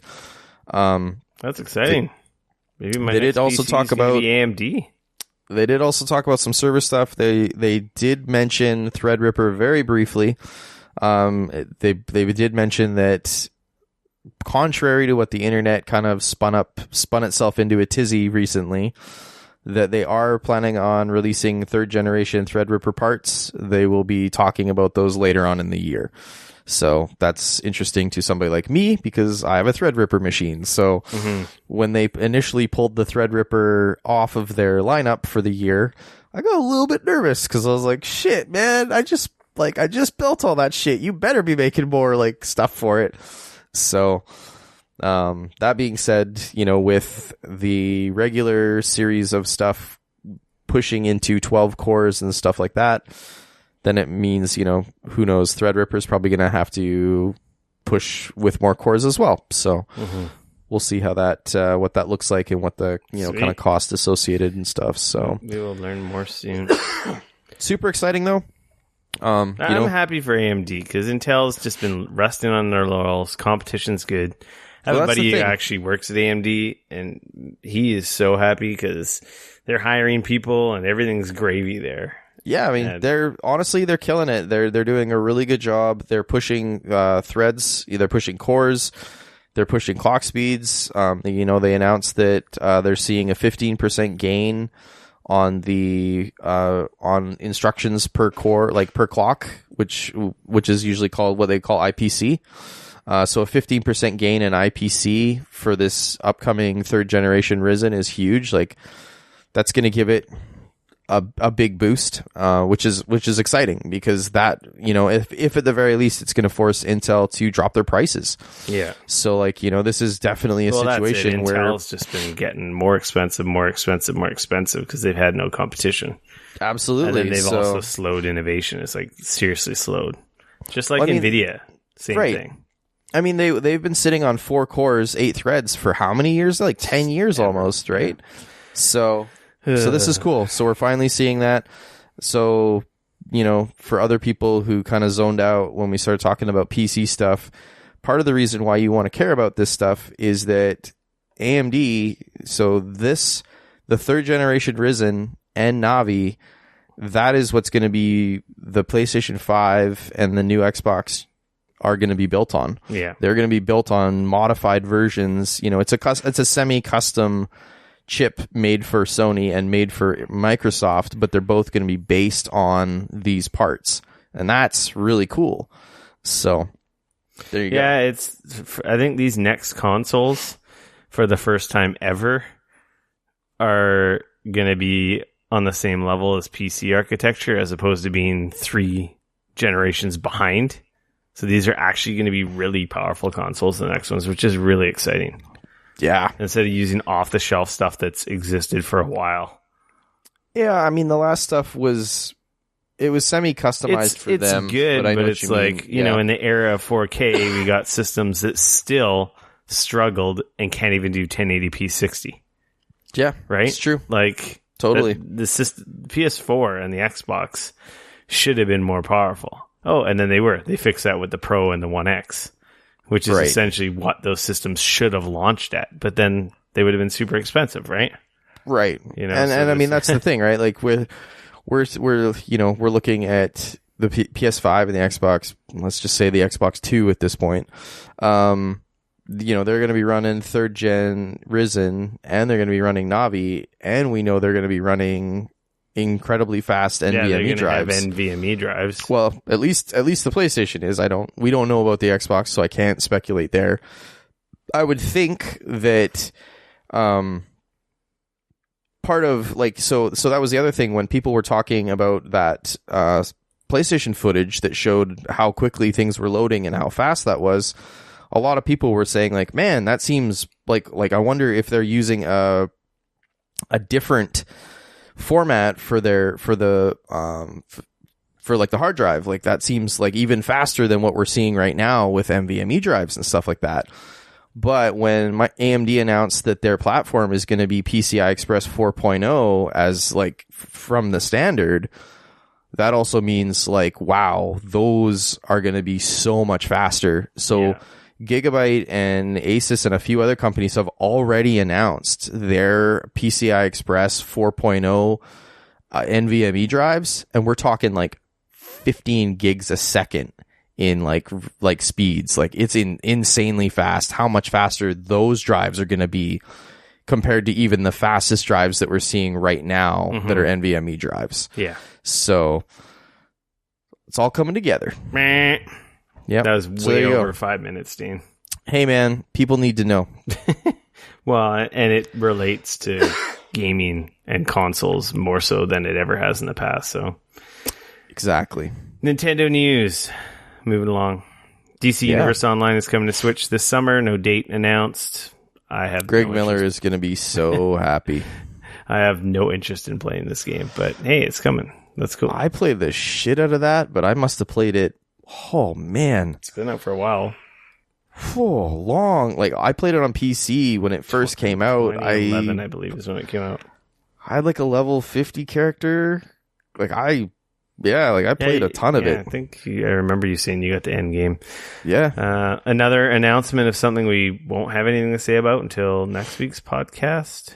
Nintendo announced a Pokemon Sword and Shield Direct for next week, next Wednesday. June 5th. Yeah. So that's exciting. We'll have a lot to report there. Nintendo, or the Pokemon Company, did hold a press conference yesterday to announce a bunch of new stuff, namely the new mobile game, Pokemon Masters, the cloud-based service Pokemon Home, which allows you to, import all your Pokemon in and essentially looks like trade them to and from the Shield games on the Switch. So it will let you store and share your Pokemon across platforms. Yeah, so that's how you're going to get your old Pokedex from the 3DS games over to the Switch as well. It'll also have some social functionality. Oh, God. And then Pokemon Sleep, which was another odd announcement with the Pokemon Go Plus controller thingy. Yeah, Pokemon Go Plus. So what do you do? Put it under your pillow? I don't know. I actually didn't watch the sleep thing because it just, to me, I was just like, whatever. I don't know what you do with it. I honestly didn't. I didn't watch the press conference, and I didn't honestly look at what the sleep thing was because it just didn't. You connect to a Pokemon Sleep. The device will use an embedded accelerometer to track a user's time sleeping. So, what? Wow, that's weird. Okay. Yeah, there you go. It's a mobile app, and it works with the device, which I assume it works by setting it on your bed, where it can track your sleep and send the data to your phone. With Niantic and Nintendo working on implementing Rest into the game. Mm-hmm. I assume you could use the Pokemon Go Plus. Yep, like the existing one to catch Pokemon. Weird. All right. Pokemon Masters looks cool. That's like the actual new Pokemon mobile game. Huh. And then they also announced the Detective Pikachu is coming to Switch. Okay. So kind of cool. The Pokemon There's Home. A whole bunch of Pokemon Home's exciting. I figured they were going to do something like that because when the 3DS games came out, that's when they created the Pokemon Bank so that you could move Pokemon around from the Game Boy games that were on the eShop to the 3DS games, and from the 3DS games around to each other. Huh. Interesting. I don't know that I care enough about Pokemon, but it sounds like there's enough people out there that are very excited about this, so good for them. I'm excited for the Sword and Shield Direct next week, which is really cool that they're having a Pokemon Direct next week, a week before E3, because that means they're going to have some cool shit to talk about E3, I assume, by talking about one of their biggest games of the year before E3. That's awesome. Anyway, moving on. PlayStation news. Death Stranding, out of nowhere, got a new trailer. Well, we knew there was a trailer coming. I don't think anyone guessed that they were going to announce a release date, let alone the release date for this fucking year. November 8th, Death Stranding is coming to PS4. And there's a new 8-9 minute long crazy ass trailer that you can check out. That still makes you go, what the fuck is this game even? I think it looks cool. I'm pre-ordering. No, it looks wild. Kojima. I thought next year at the soonest. Same. Hey, I was joking about we probably weren't going to see it till 2021 or something. I'm still kind of in shock. To help sort of explain a little bit more about the game, Kojima did give a special message from Hideo, where he said, "People have created walls," and he put it in quotes, "and become accustomed to living in isolation. Death Stranding is a completely new type of action game where the goal of the player is to reconnect isolated cities and a fragmented society. It is created so that all elements, including the story and gameplay, are bound together by the theme of the strand, or connection. As Sam Porter bridges, you will attempt to bridge the divides in society, and in doing so, create new bonds or strands with other players around the globe. Through your experience playing the game, I hope you'll come to understand the true importance of forging connections with others." So there you go. That you can kind of take that when you watch the 8.5 minute long trailer. It looks just wild. That was quite the bomb, that's for sure. Getting dropped today. Yeah, that's exciting. I'm stoked. That's sweet. Because I was kind of like, what's coming out this year? I'm like, besides, Borderlands. Well, I'm excited for Mario Maker and Fire Emblem and Pokemon Shield and Sword. Mm-hmm. All Nintendo games that I'm super stoked for. On everything else besides Borderlands 3, I was like, what else is there? Like, I'm sure, we know there's going to be a Call of Duty, but I'm not as excited about those as I used to be. Borderlands 3 was really shaping up to be the big game for me this year. So, yeah. This is exciting. That's now huge. You got something else to play in November. Yeah, and everyone is thinking, oh, PlayStation has nothing this fall. No, they got the freaking Kojima bomb on your head. Apparently. I'm super, super curious to find out if this game is going to do well or if it's going to bomb and everybody's going to go what the fuck? This game's going to do really well. Doesn't matter. Yeah, we'll find out. I saw the internet reaction in the Twitter. People are crazy excited for this game already, even though we really know so little about it. So weird. Yeah. Public service announcements. June's PlayStation Plus games were announced. We've got the Borderlands Handsome Collection and Sonic Mania. Actually, I'm excited about Sonic Mania. Both. Yeah, that's the one that I was more excited for. I'm like, I was on the fence about buying that anyway. Yeah, so I've been wanting to buy that. I was thinking about buying it on Switch. And it's like, now I don't have to. Handsome Collection, that's pretty freaking exciting. So that's, what is that? Got Borderlands 2 and the pre-sequel and all of the DLC in it that's been remastered on the PlayStation 4. Right? I believe that's everything in the Handsome Collection. So if you've never played, all the DLC, enhanced local multiplayer, remastered visuals. There you go. If you played either title on PS3, you can carry over your save data. I never played those on PC, but interesting. Pretty cool. Well, at least the Borderlands 2 stuff. Apparently, there's DLC coming that ties Borderlands 2 into Borderlands 3. Again, I'm a Borderlands PC player, but either way, it's a pretty good collection. I wish we had Xboxes, but they haven't announced it, so we'll see what happens tomorrow. There you go. Pretty sure we're getting it tomorrow, of course, after we record. Major Nelson, god damn it. Also, keep on your radar, PlayStation's Days of Play. 11 days of deals and a new limited edition PS4. They've got the Days of Play Slim PS4, which, meh. Steel Black PS4. VR bundles are on sale. DualShock 4 controllers on sale. Ooh. A bunch of the big titles are on sale starting at $20 US, 29 Canadian. We've got Days Gone, God of War, Spider-Man, and MLB The Show. So basically That's pretty awesome. They're AAA titles from Sony. Wow, PlayStation Hits games are going to be $10. Yeah. Wow. And then a bunch of other titles as well. So I'm sure. Check your local retailers. So starting June 7th to the 17th. So over E3, like they normally do. Awesome. What else do we got? That's it for PSAs. I guess we can get on our free-for-all section. Yes. We both saw Aladdin. We did. I also saw John Wick 3. I wanted to see John Wick 3. And you watched Polar. So, yeah. Let's talk about Aladdin. Aladdin, I thought it was great. I really liked it. Okay. At first, when I was watching it, I was kind of cringing a little bit at the very start because I'm like, and then once I just stopped, like, you can't help but compare it to the original. And let's be honest, Aladdin is a masterpiece. Like, Aladdin is an amazing freaking movie. So, like, I feel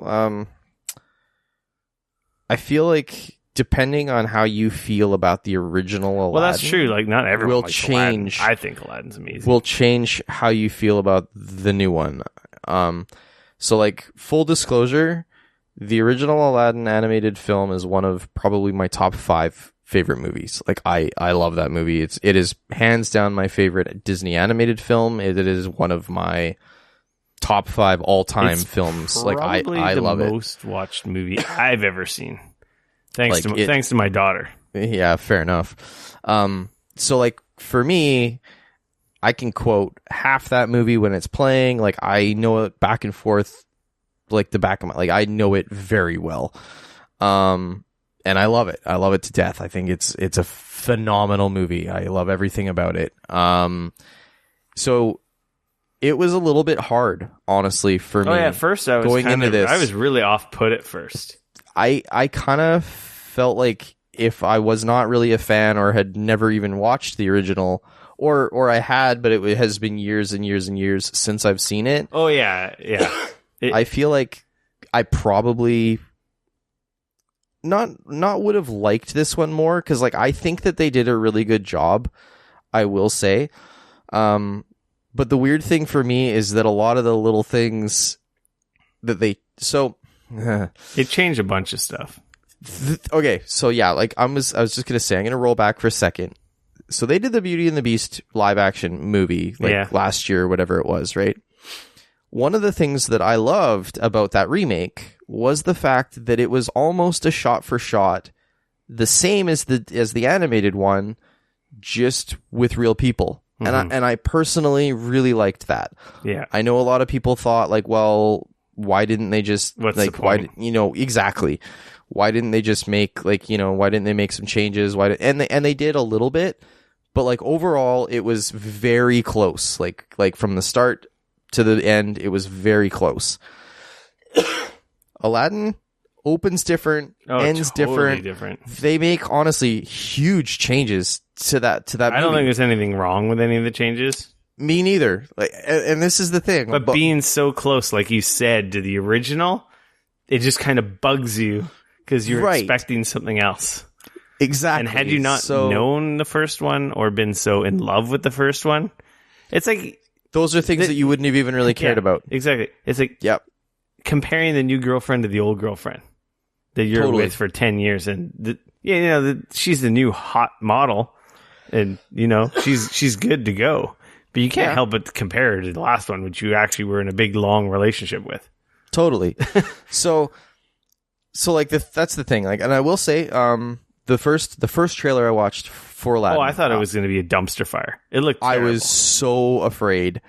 It looked bad. I was not looking forward to watching it. I'm like, I got to go suffer through Aladdin. But I'm like, at least I'm going to go watch John Wick 3 after.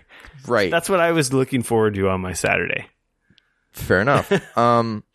I will say, I think that the guy that they got to play Aladdin, I thought he did a great job. Oh, it's fantastic. Jasmine? Oh, man. I thought Jasmine fucking nailed it. I thought the two of them Will Smith, I thought was a fantastic I like genie. Will Smith He a did a lot. really, really good job. Way better than I expected. I will say that I thought Jafar was a letdown. He was fine, but yeah, he was the Like, weakest out of of- them all. Exactly. Like, out of everybody, and I don't think that it was anything that actor did. Like, I think it was just a poor casting for him. Like, I feel like he was too young. He didn't seem menacing enough. Like, it just...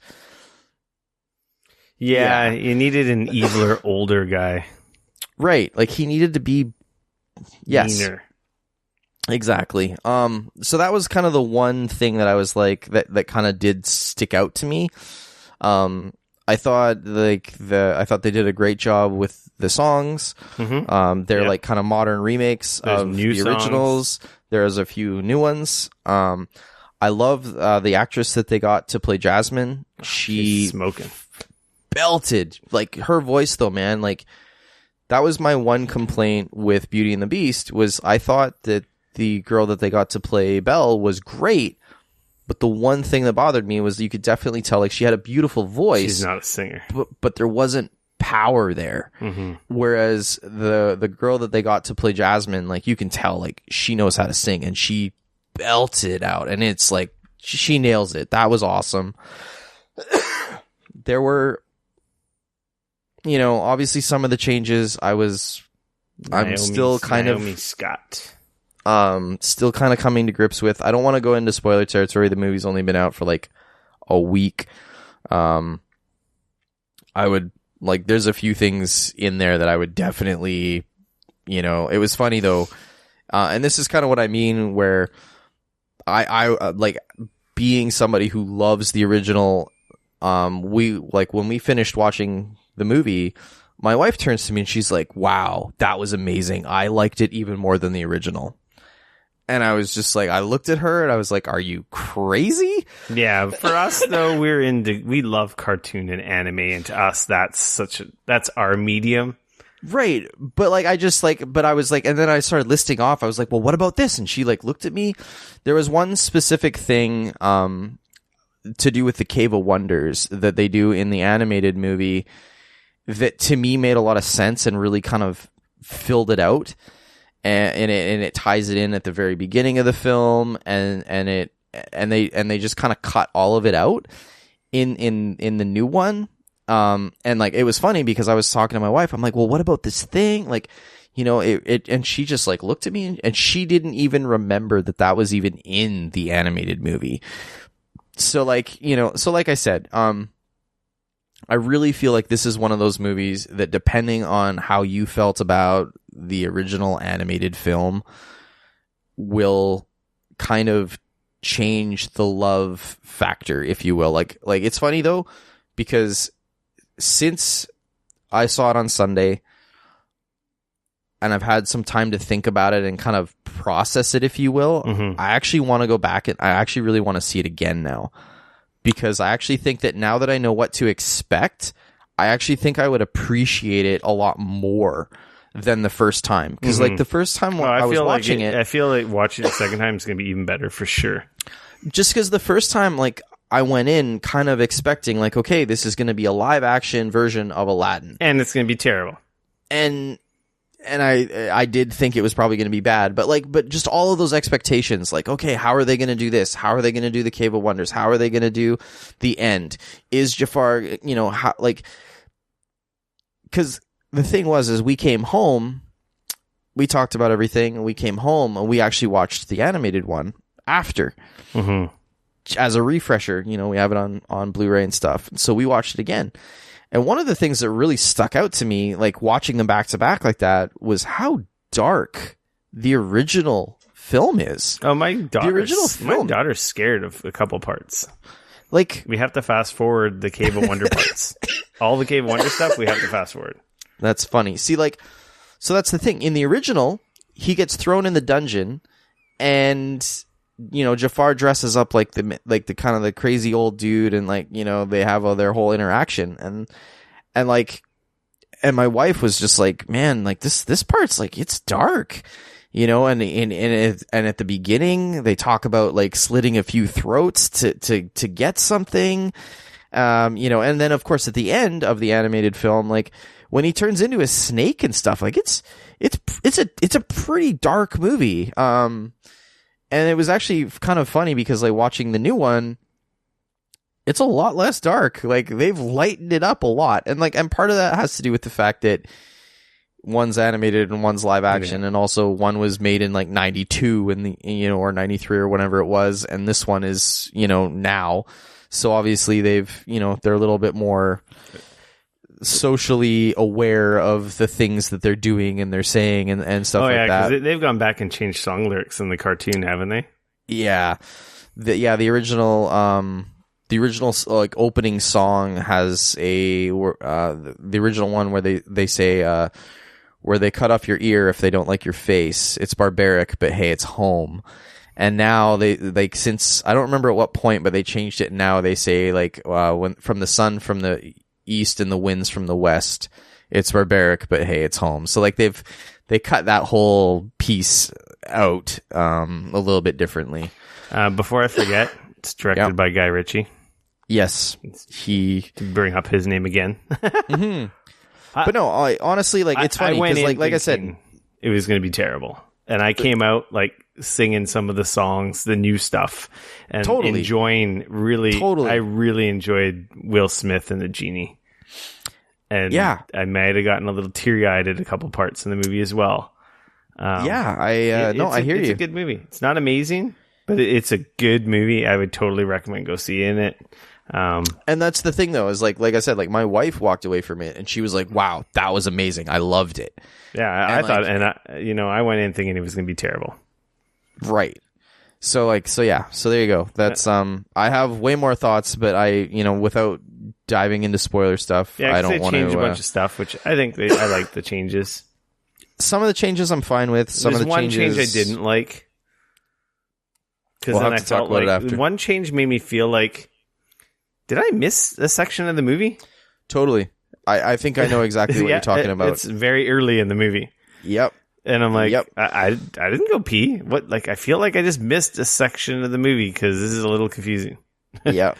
No, I won't lie. Like the very beginning of that film is a little bit disjointed, almost like I don't know if they cut some stuff or decided like maybe they didn't need or what, but yeah, I think I know what you're talking about. So, but more surprising than I thought. Yeah. So basically, immediately after that, I went and took a piss, got a drink, and then turned around and walked right into John Wick 3. Nice. Which I've heard is amazing. Oh, yeah, it's awesome. It's more John Wick. Like, there's a lot of cringy deaths. Like, I don't think I cringed in any of the other ones. Maybe you haven't watched them recently then. I've seen them both multiple times, but I don't remember going like, ugh, oh, ugh.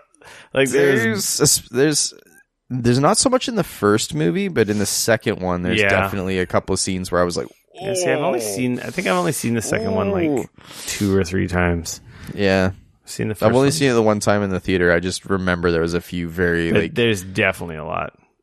They expand on the lore a lot. Awesome. There's a lot of action. Like, there's so much action. There better be. It's a freaking John Wick movie. And there's action from other people that it just isn't John Wick 3. Like Halle Berry. Holy crap. I have heard that. She has a pretty freaking amazing scene. And I've heard she has like a 10-minute gunfight that is just unreal. Yeah, it's amazing. And just dogs, man, dogs. In a good way. Like, yes. There's some amazing shit in this movie. You'll know when you get to that scene. You just remember dogs. Yeah. It's pretty dope. And clearly we're getting a fucking sequel. They already talked about it. It's coming like, what, 2020 or 2021 or something? We're also getting a TV show. That's pretty exciting. It was a good flick. I really liked it. John Wick. Yeah, we're also getting a TV show called The Continental. Nice.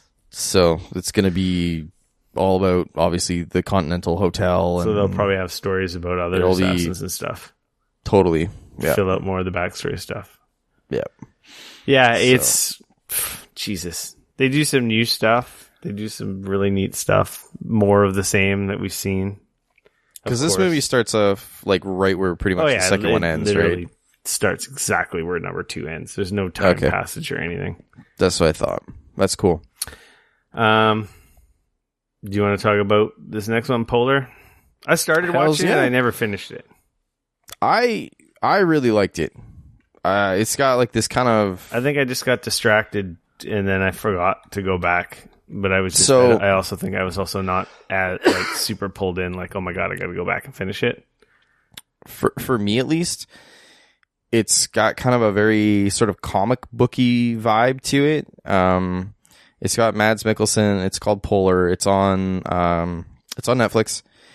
It's definitely rated R. So if you're not into that, then don't bother, because it is a hard R. There's definitely some stuff in that movie. It goes places, let me tell you. It's, I don't know, it's like, it's this, it's a little John Wick-esque, to be honest with you. Like, it's based on a comic book, right? Or it is. Graphic novel. Or graphic novel, yep. You know, the plot is fairly straightforward. You've got a badass assassin. I got 20 minutes in. And he decides, you know, he's hitting that age where he's going to retire. And the guys, the company, more or less, that hired him to run around and kill people, they don't really want to pay his retirement, because he gets a pension. Yeah, that's like, right. He's retiring, and they basically so they're like, take him out, right?